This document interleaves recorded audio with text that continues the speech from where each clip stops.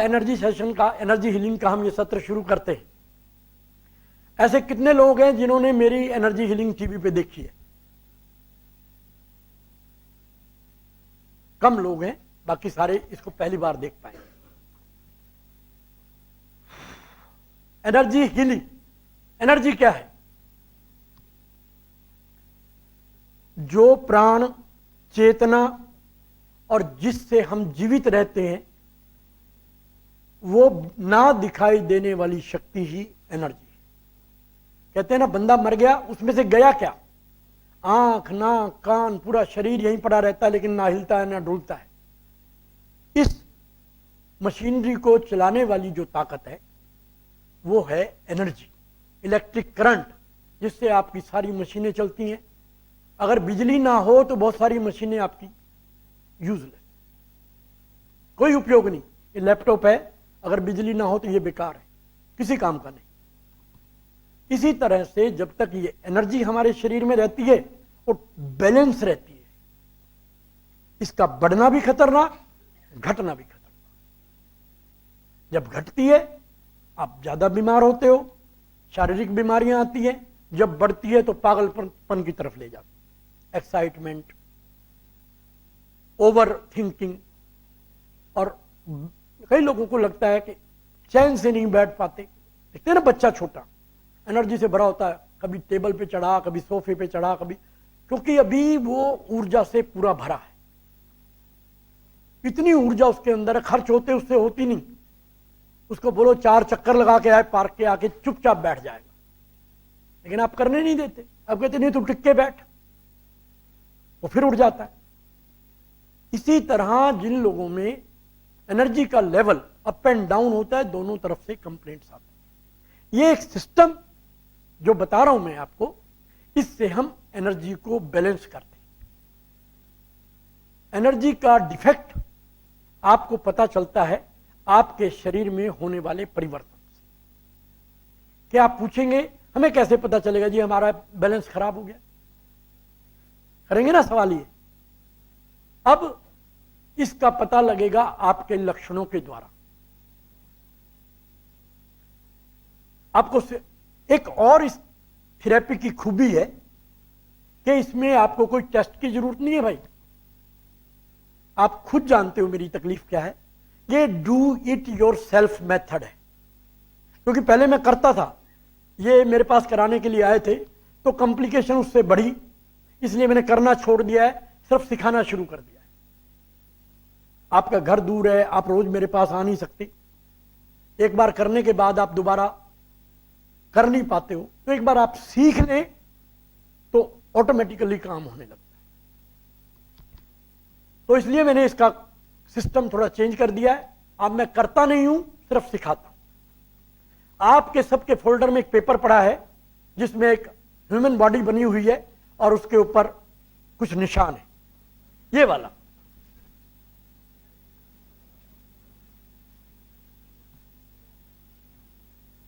एक मैंने 7 चक्रों का आपको चित्र दिखाया था दूसरे उसमें।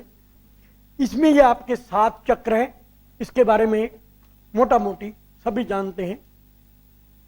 इन चक्रों के माध्यम से, जो मैंने पहले बताया था कि बच्चे के सिर के ऊपर एक पिलपिला स्थान होता है, साल भर के बच्चे तक लगभग वो रहता है, वो हमारा सबसे ऊपर वाला सहस्त्रसार चक्र है, जहां से परमात्मा की शक्ति हमारे अंदर प्रवेश करती है।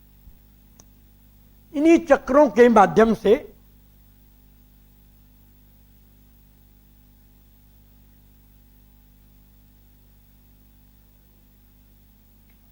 हमारे शरीर पर विभिन्न बिंदु हैं।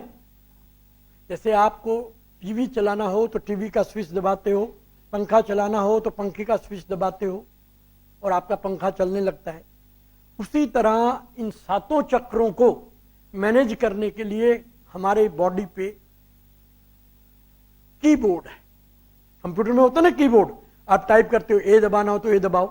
तो ये 7 बिंदु, 8 बिंदु हैं वैसे, एक मेन कंट्रोलर। अपने अपने पेपर में भी देखें, सामने आपको चित्र में दिखाई दे रहा है। सबसे पहला ये चित्र, ये एंगल, आईब्रो, ये दोनों पॉइंट्स आईब्रो पॉइंट बोलते हैं इनको। इसके बाद दूसरा साइड ऑफ द आई, आंख के बाहर की तरफ। तीसरा आंख के नीचे। चौथा ये नाक के नीचे।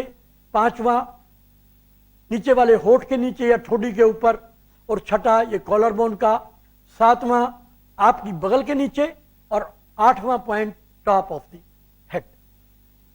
वैसे पॉइंट्स तो और बहुत हैं जिनका यूज हम कर सकते हैं, लेकिन क्योंकि अभी ये आपका बेसिक पर्सनल लेवल की बात कर रहा हूं मैं, हायर लेवल में हम नहीं जा रहे हैं। सिर्फ इनको समझ लें, आपका काम इनसे चलने लगेगा। विधि क्या है इसको करने की? कैसे? आप किसी के घर जाते हो, क्या करते हो? सबसे पहले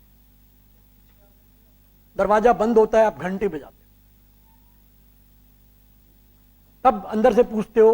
अंदर से पूछा जाएगा कौन? फिर आप अपना नाम बताते हो, फिर वो आपके लिए दरवाजा खोलता है। और आपको लगता है, उसको लगे कि आप ठीक नहीं हो, तो आप नहीं खोलता दरवाजा।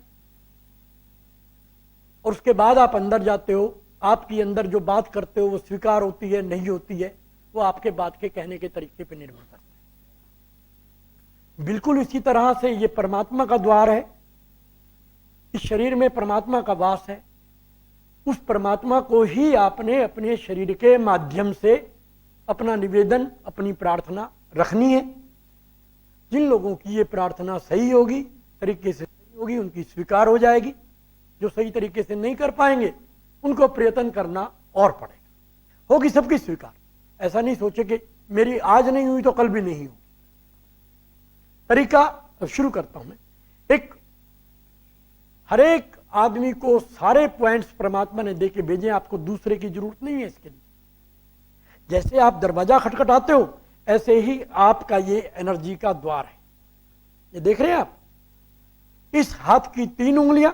एक बार सुन लें, करें नहीं कुछ भी, आपका ध्यान भंग रहेगा, समझोगे नहीं। समझ लो, वो सबसे जरूरी है। इधर से पहले आप, इससे भी पहले ये देखें कि आपकी तकलीफ क्या है, किस पर्पज से आप वहां जा रहे हो। किसी के घर ऐसे ही नहीं चले जाते ना, उठ के मिलना है, कुछ पूछना है, कोई काम है, तो पहले वो सोचो।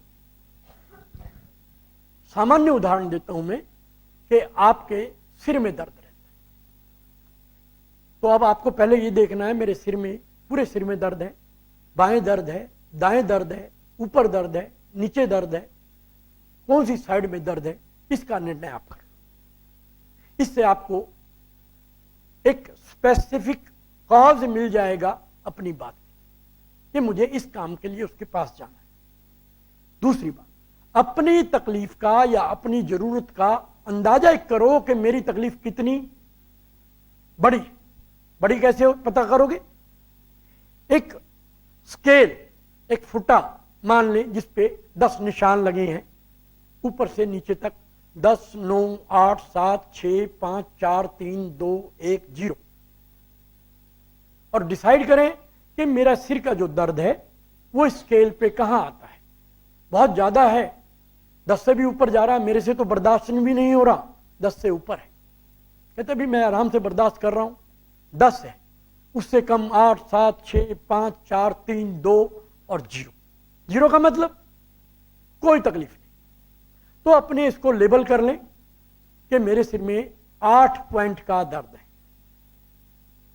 उसके बाद अब तैयारी हो गई आपकी, अब खटखटाइए द्वार। और जैसा मैं बोलता हूं उस तरीके से, मैंने बोला ना, अगर आप सही ढंग से बोलोगे तभी प्रार्थना स्वीकार होगी। ढंग से क्या है वो मैं बता रहा हूं। एक समर्पण परमात्मा को है। कहते हैं ना, जिस विधि राखे राम तेई विधि रही। ये एक भाव है। आस्तिकता नास्तिकता इसका कोई संबंध नहीं है, धर्म से इसका कोई संबंध नहीं है। हिंदू, मुस्लिम, सिख, ईसाई, किसी से, धर्म से कोई लेना देना नहीं है इसका। परमात्मा हर धर्म के लोगों में वैसा ही विराजमान है।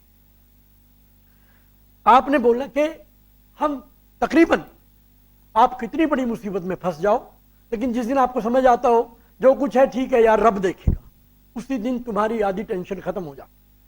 जब तक तुम उसको ये करते रहोगे कि मैंने करना है, आपकी दुश्वारियां, आपकी तकलीफें बढ़ी रहेंगी।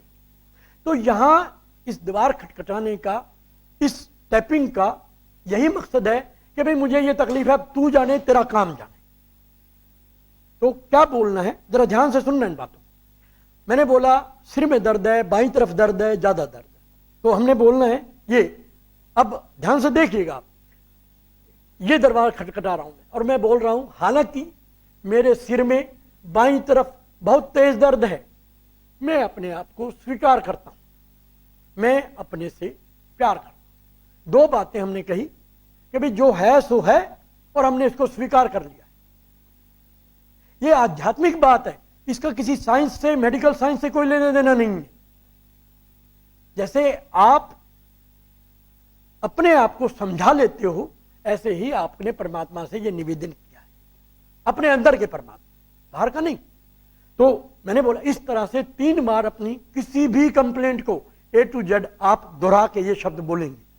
हालांकि मेरे सिर में बाईं तरफ बहुत तेज दर्द है, मैं अपने आप को पूरी तरह गहराई से स्वीकार करता हूं। Even though I am having a severe pain in my left side of head, I deeply and completely accept myself, love myself. भाषा का भी कोई इसमें अवरोध नहीं है। पंजाबी विच तुसी बोलो, अंग्रेजी विच बोलो, हिंदी विच बोलो, मराठी विच बोलो, किसी लैंग्वेज की कोई बार नहीं, क्योंकि परमात्मा सब चीजों से पार है।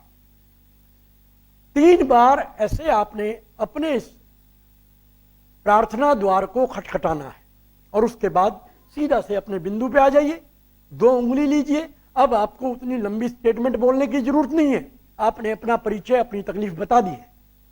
अंदर पहुंचिए और यहां पे इन 2 उंगलियों से आई ब्रो के ऊपर देख लें, क्योंकि लोग गलत करते हैं और कोई रिजल्ट नहीं मिलता। ये भौं है, इस भौं के ऊपर की तरफ थोड़ा बहुत 19-21 चलेगा, लेकिन यहां करने से नहीं चलेगा भाई, यहां करने से नहीं चलेगा। भौं के ऊपर यहां टैप करें, 7-8 बार टैप करें और बोले मेरे सिर के बाईं तरफ तेज दर्द है, मेरे सिर के बाईं तरफ तेज दर्द है। ये सबने सिर दर्द नहीं बोलना है भाई, तकलीफ अपनी अपनी, ये उदाहरण के लिए बोल रहा हूं मैं। इसके बाद आंख के बाहर की तरफ देखो, परमात्मा ने कैसा सिस्टम बनाया, सबके है वो। आंख के बाहर की तरफ एक गड्ढा है, आप देखो, सब चेक करो, आंख के बाहर की तरफ एक गड्ढा है यहां पे। इस गड्ढे में टैप करो और बोलो मेरे सिर में तेज दर्द है, मेरे सिर में बाईं तरफ तेज दर्द है। 7-8 बार आप टैप करें, इसमें जितना रिपीट कर सके करें। आंख के नीचे कुबरी हुई हड्डी है, प्रश्न होगा कौन से हाथ से करें, किधर करें, ये सब इमैटेरियल बात है। किसी भी हाथ से करो, किसी तरफ भी करो।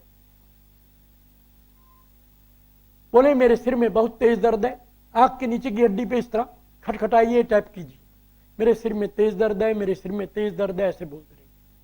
नाक के नीचे ये पॉइंट, नाक के नीचे टैप करें और बोले मेरे सिर में तेज दर्द है, मेरे सिर में तेज दर्द है, जो भी जिसकी तकलीफ है। ठोड़ी के ऊपर, नीचे के होंठ के नीचे सेंटर में, यहां भी टैप करें और अपने कष्ट को फिर रिपीट करें। इसके बाद ये कॉलर बोन,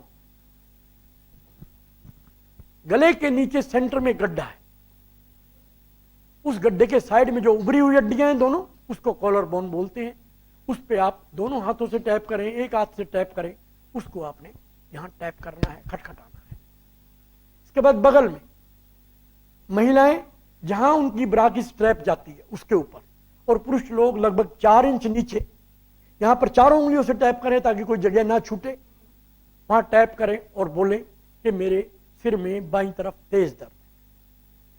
इसके बाद टॉप ऑफ हेड, सहस्त्रसार, ब्रह्मरंध्र और परमात्मा का प्रवेश द्वार, इस पे आप टैप करें, ऐसे करें, ऐसे करें, ऐसे करें, जैसे भी करें।